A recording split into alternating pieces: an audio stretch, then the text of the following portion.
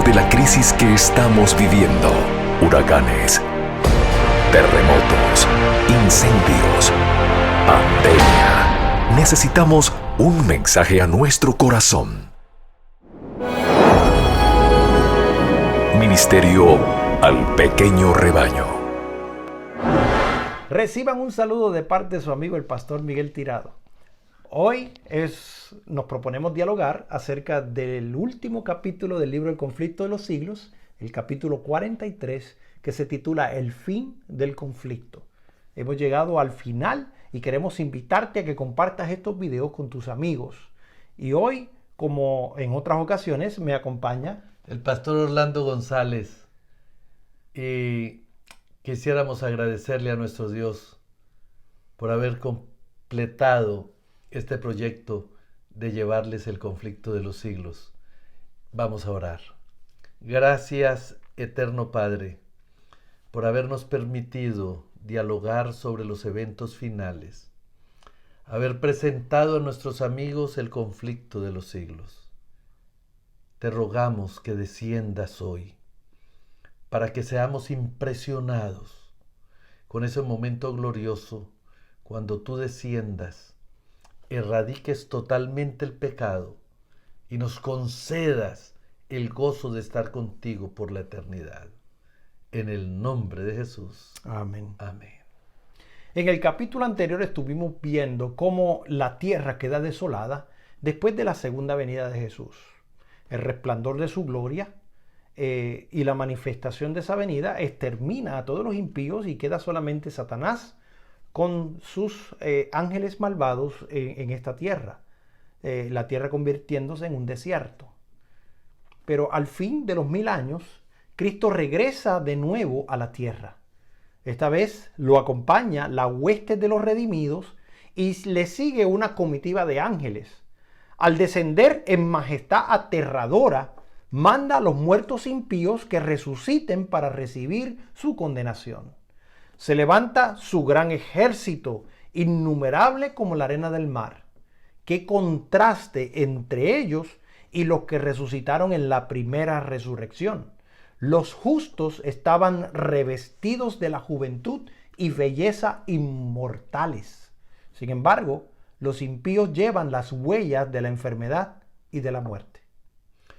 Todas las miradas de esa inmensa multitud se vuelven para contemplar la gloria del Hijo de Dios.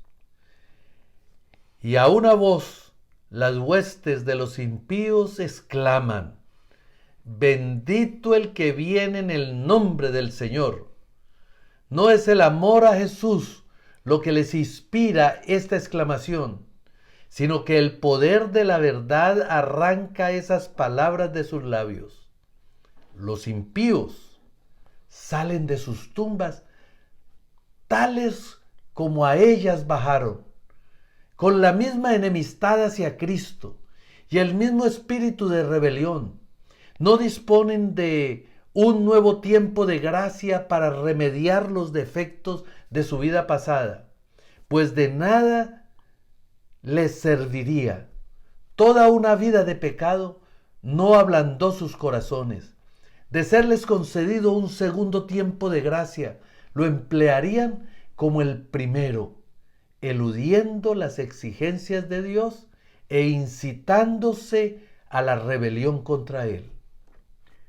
Cristo baja sobre el monte de los olivos, de donde ascendió después de su resurrección, y donde los ángeles repitieron la promesa de su regreso. El profeta dice: vendrá Jehová mi Dios, y con él todos los santos. En aquel día se afirmará sus pies sobre el monte de los olivos, que está enfrente de Jerusalén al oriente. El monte de los olivos se partirá por la mitad, formando un valle muy grande, y Jehová será rey sobre toda la tierra. En aquel día Jehová será único, y único será su nombre. Zacarías capítulo 14, versículo 5, versículo 4 y versículo 9. La nueva Jerusalén desciende del cielo en su deslumbrante esplendor y se asienta en el lugar purificado y preparado para recibirla. Cristo y su pueblo y los ángeles entran a la santa ciudad. Entonces Satanás se prepara para la última tremenda lucha por la supremacía. Mientras estaba despojado de su poder e imposibilitado para hacer su obra de engaño, el príncipe del mal se sentía abatido y desgraciado. Pero cuando resucitan los impíos y ve las grandes multitudes que tiene al lado suyo, sus esperanzas reviven y resuelve no rendirse en el gran conflicto. Alistará bajo su bandera a todos los ejércitos de los perdidos y por medio de ellos tratará de ejecutar sus planes. Los impíos son sus cautivos. Al rechazar a Cristo, aceptaron la autoridad del jefe de los rebeldes. Están listos para aceptar sus sugestiones y ejecutar sus órdenes. No obstante, fiel a su antigua astucia, no se da por Satanás. Pretende ser el príncipe que tiene derecho a la posesión de la tierra y cuya herencia le ha sido arrebatada injustamente. Se presenta ante sus súbditos engañados como el Redentor, asegurándoles que su poder los ha sacado de sus tumbas y que está a punto de librarlos de la más cruel tiranía. Habiendo desaparecido Cristo, Satanás obra milagros para sostener sus pretensiones. Fortalece a los débiles y a todos les infunde su propio espíritu y energía. Propone dirigirlos contra el real de los santos y tomar posesión de la ciudad de Dios.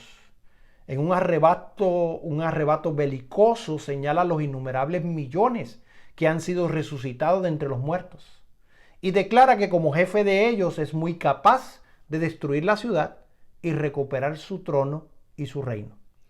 Entre aquella inmensa muchedumbre se cuentan numerosos representantes de la raza longeva que existía antes del diluvio. Hombres de estatura elevada y de capacidad intelectual gigantesca, que habiendo cedido al dominio de los ángeles caídos, consagraron toda su habilidad y todos sus conocimientos a la exaltación de sí mismos.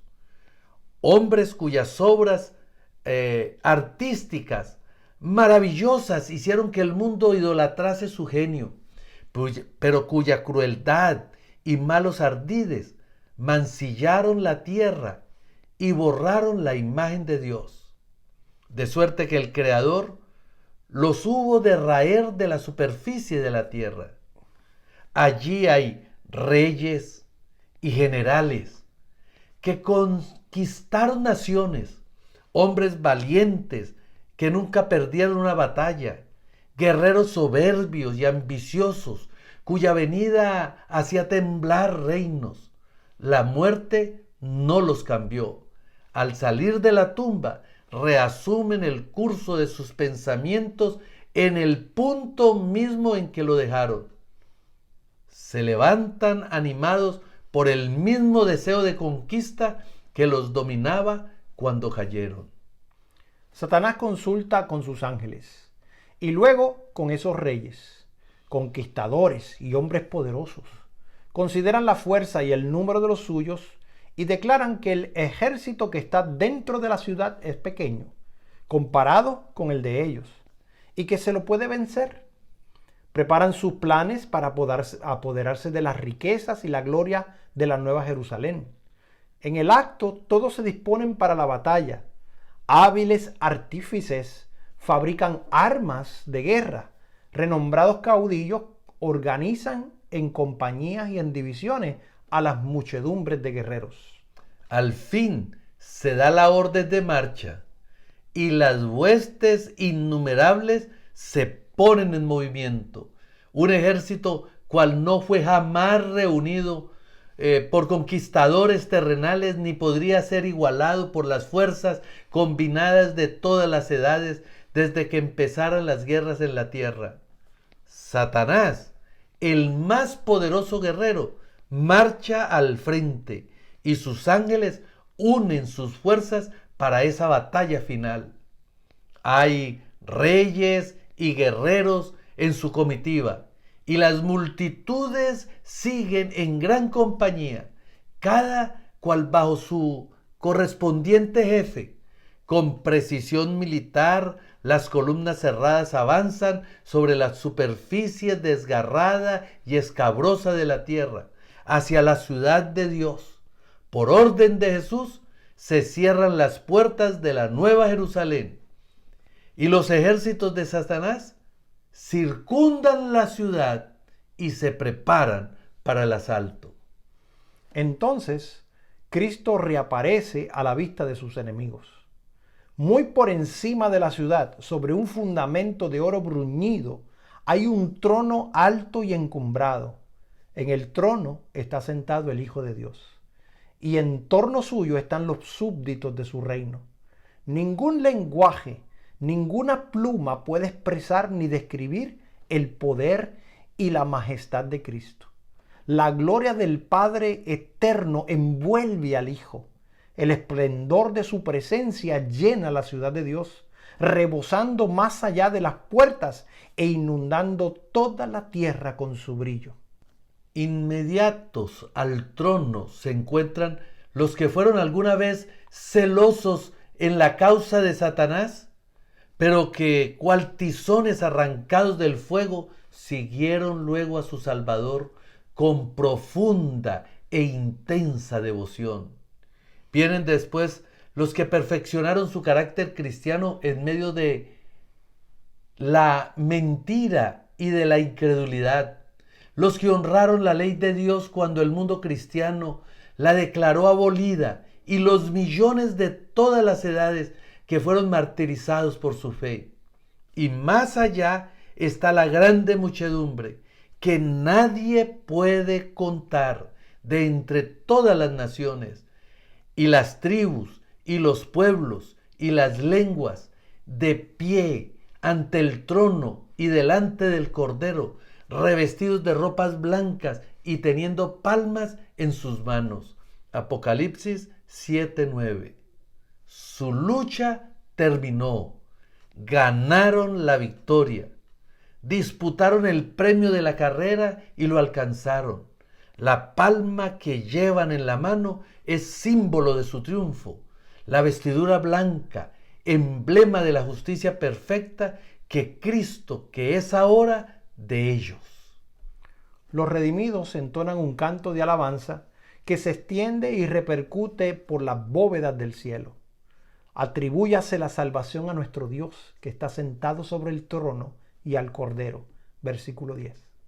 Ángeles y serafines unen sus voces en adoración. Al ver los redimidos del poder y la malignidad de Satanás, han comprendido como nunca antes que ningún poder fuera del de Cristo habría podido hacerlos vencedores.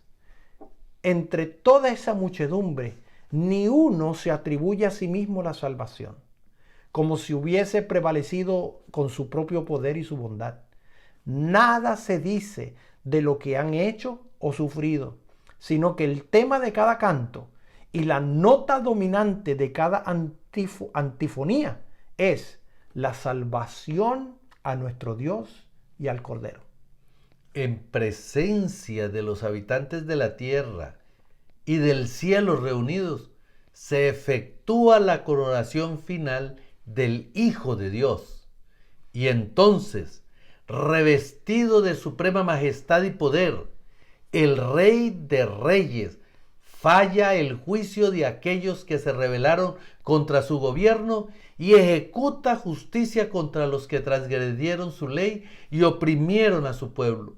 El profeta de Dios dice: vi un gran trono blanco y el que estaba sentado sobre él, de cuya presencia huyó la tierra y el cielo, y no fue hallado lugar para ellos. Y vi los muertos, pequeños y grandes, estar en pie delante del trono, y abriéronse los libros. Abrióse también otro libro, que es el libro de la vida, y los muertos fueron juzgados de acuerdo con las cosas escritas en los libros según sus obras. Apocalipsis 20, versículos 11 y 12. Apenas se abren los registros y la mirada de Jesús se dirige hacia los impíos, estos se vuelven conscientes de todos los pecados que cometieron. Reconocen exactamente el lugar donde sus pies se apartaron del sendero de la pureza y de la santidad, y cuán lejos el orgullo y la rebelión los ha llevado en el camino de la transgresión de la ley de Dios.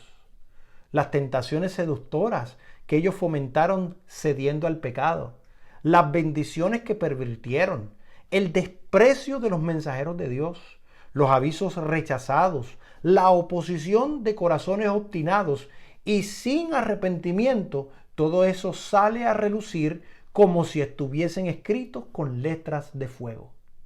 Por encima del trono se destaca la cruz.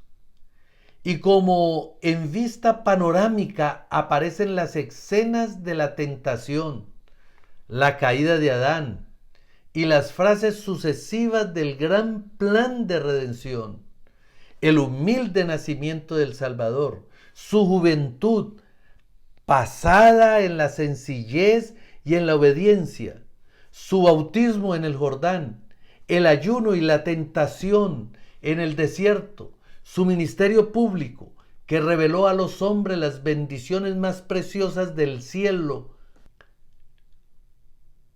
los días repletos de obras de amor y misericordia, y las noches pasadas en oración y vigilia en la soledad de los montes, las conspiraciones de la envidia, del odio, de la malicia, con que se recompensaron sus beneficios, la terrible y misteriosa agonía del Getsemaní, bajo el peso anonadador de los pecados de todo el mundo, la traición que le entregó en manos de la tumba asesina, los terribles acontecimientos de esa noche de horror, el preso resignado y olvidado de sus discípulos más amados, arrastrado brutalmente por las calles de Jerusalén, el Hijo de Dios presentado en visos de triunfo ante Anás, obligado a comparecer en el palacio del sumo sacerdote, en el pretorio de Pilato, ante el cobarde y cruel Herodes, ridiculizado, insultado, atormentado y condenado a muerte. Todo eso está representado a lo vivo. Luego, ante las multitudes agitadas, se reproducen las escenas finales, el paciente varón de dolores pisando el sendero del Calvario, el príncipe del cielo colgado de la cruz, los sacerdotes altaneros y el populacho escarnecedor ridiculizando la agonía de su muerte, la oscuridad sobrenatural, el temblor de la tierra, las rocas destrozadas y los sepulcros abiertos que señalaron el momento en que expiró el Redentor del mundo. La escena terrible se presenta con toda exactitud. Satanás, sus ángeles y sus súbditos no pueden apartar los ojos del cuadro que representa su propia obra. Cada actor recuerda el papel que desempeñó. Herodes, el que mató a los niños inocentes de Belén para hacer morir al rey de Israel. El innoble Herodías, sobre cuya conciencia pesa la sangre de Juan el Bautista. El débil Pilato, esclavo de las circunstancias. Los soldados escarnecedores, los sacerdotes y gobernantes y la muchedumbre enloquecida que gritaban: recaiga su sangre sobre nosotros y sobre nuestros hijos. Todos contemplan la enormidad de su culpa. En vano procuran esconderse ante la divina majestad de su presencia, que sobrepuja el resplandor del sol, mientras que los redimidos echan sus coronas a los pies del Salvador, exclamando: Él murió por mí. Entre la multitud de los rescatados, están los apóstoles de Cristo, el heroico Pablo, el ardiente Pedro, el amado y amoroso Juan y sus hermanos de corazón leal, y con ellos la inmensa hueste de los mártires, mientras que fuera de los muros, con todo lo que es vil y abominable, se encuentran aquellos que le persiguieron, que les carcelaron y les mataron. Allí está Nerón, monstruo de crueldad y de vicios, y puede ver la alegría y el triunfo de aquellos a quienes torturó y cuya dolorosa angustia les proporcionara deleite satánico. Su madre estaba allí para ser testigo de los resultados de su propia obra, para ver cómo los malos rasgos de carácter transmitidos a su hijo y las pasiones fomentadas y desarrolladas por la influencia y el ejemplo de ella produjeron crímenes que horrorizaron al mundo. Allí hay sacerdotes y prelados papistas que dijeron ser los embajadores de Cristo y que no obstante emplearon instrumentos de suplicio, calabozos y hogueras para dominar las conciencias de su pueblo. Allí están los orgullosos pontífices que se ensalzaron por encima de Dios y que pretendieron alterar la ley del Altísimo. A aquellos, así llamados padres de la iglesia, tienen que rendir a Dios una cuenta de la que bien quisieran librarse. Demasiado tarde ven que el omnisciente es celoso de su ley y que no tendrá por inocente al culpable de violarla. Comprenden entonces que Cristo identifica sus intereses con los de su pueblo perseguido y sienten la fuerza de sus propias palabras. En cuanto lo hiciste a uno de los más pequeños de estos, mis hermanos, a mí lo hiciste. Mateo 25:40. Todos los impíos del mundo están en pie ante el tribunal de Dios, acusados de alta traición contra el gobierno del cielo. No hay quien sostenga ni defienda la causa de ellos. No tienen disculpa y se pronuncia contra ellos la sentencia de muerte eterna. Es entonces evidente para todos los que el salario del pecado no es la noble independencia y la vida eterna, sino la esclavitud, la ruina y la muerte. Los impíos ven lo que perdieron con su vida de rebeldía. Despreciaron el maravilloso don de eterna gloria cuando le fue ofrecido. Pero cuán deseable no les parece ahora. Todo esto exclama al alma perdida. Yo habría podido poseerlo, pero preferí rechazarlo. Oh sorprendente infatuación.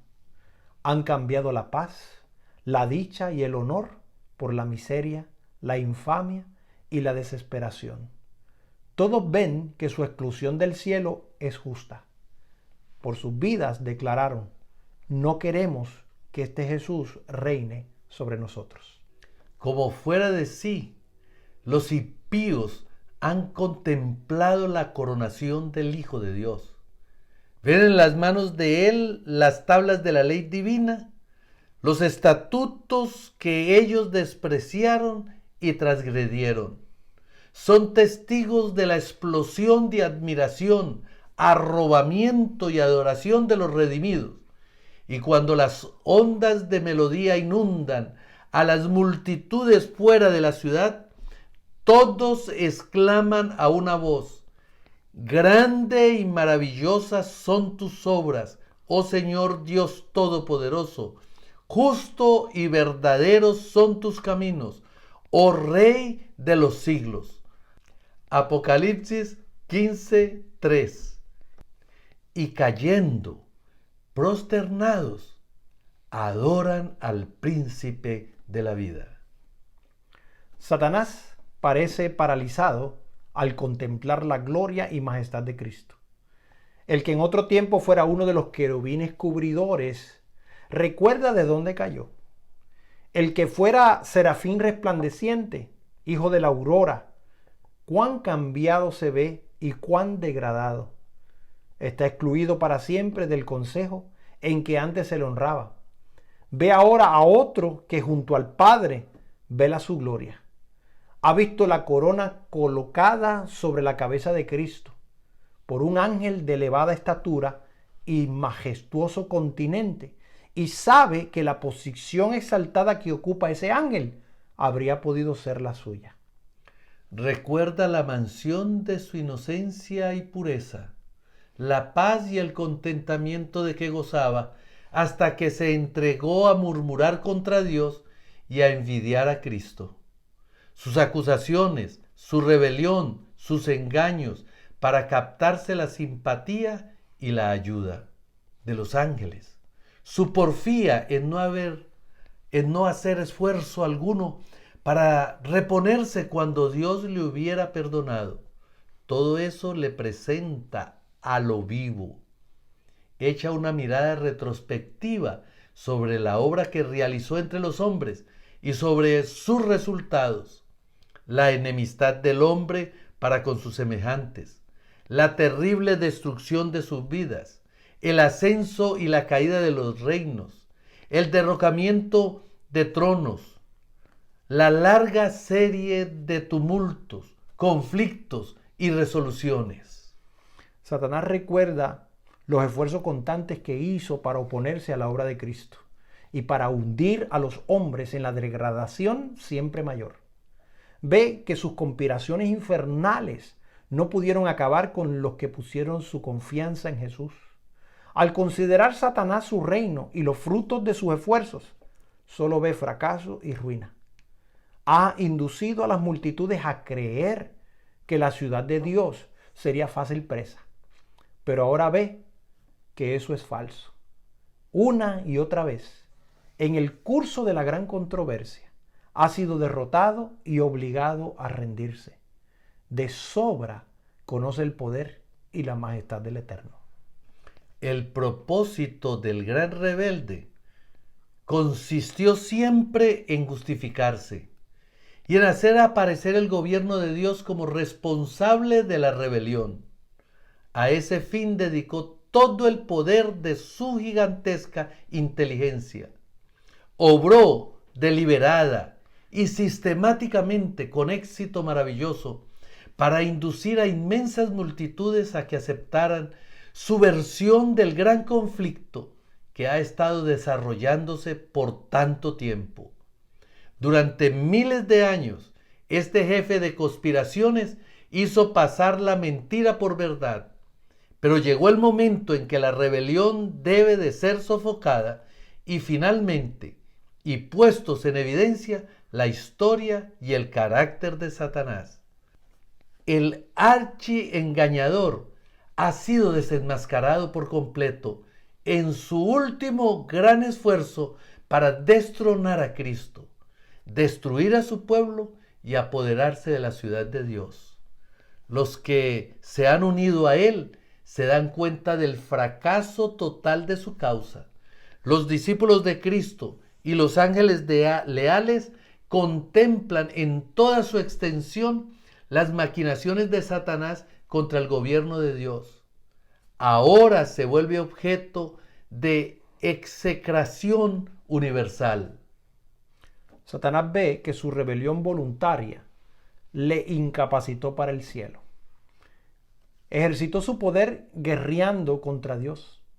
La pureza, la paz y la armonía del cielo serían para él suprema tortura. Sus acusaciones contra la misericordia y justicia de Dios están ya acalladas. Los vituperios que procuró lanzar contra Jehová recaen enteramente sobre él. Y ahora Satanás se inclina y reconoce la justicia de su sentencia. ¿Quién no te temerá, oh Señor, y glorificará tu nombre? Porque tú solo eres santo, porque todas las naciones vendrán y adorarán delante de ti, porque tus actos de justicia han sido manifestados. Toda cuestión de verdad y error en la controversia que tanto ha durado ha quedado aclarada. Los resultados de la rebelión y del apartamiento de los estatutos divinos han sido puestos a la vista de todos los seres inteligentes creados. el desarrollo del gobierno de Satanás en contraste con el de Dios, ha sido presentado a todo el universo. Satanás ha sido condenado por sus propias obras. La sabiduría de Dios, su justicia, su bondad quedan por completo reivindicadas. Queda también comprobado que todos sus actos en el gran conflicto fueron ejecutados de acuerdo con el bien eterno de su pueblo y el bien de todos los mundos que creó. Todas sus obras alabarán, oh Jehová, y tus piadosos siervos te bendecirán. Salmos 145, verso 10. La historia del pecado atestiguará durante toda la eternidad que con la existencia de la ley de Dios se vincula la dicha de todos los seres creados por Él. En vista de todos los hechos del gran conflicto, todo el universo, tanto los justos como los rebeldes, declaran al unísono: justos y verdaderos son tus caminos, oh Rey de los siglos. Amigo que me escuchas, estamos viendo el desarrollo del fin de la historia del pecado. Y queremos invitarte a que no te pierdas el siguiente episodio, donde veremos la restauración, donde veremos el gozo de los redimidos por la eternidad. Te invito a inclinar el rostro para orar. Amoroso Padre, Señor, repasando lo que dice tu Escritura con relación a los eventos finales y a la restauración de tu reino, a la majestad de tu gloria, quedamos, Señor, maravillados, quedamos impresionados de tal manera que deseamos, Señor, con todo nuestro corazón estar de parte tuya. Que podamos, Señor, contemplarte, reflejar tu carácter y que podamos ser parte de aquellos en el cual podamos gozarnos la eternidad contigo. Amén. Invitamos a todos los oyentes a que junto con nosotros tengan ese deseo en su corazón y que busquemos ardientemente en nuestra palabra conocerte más. En el nombre de Jesús.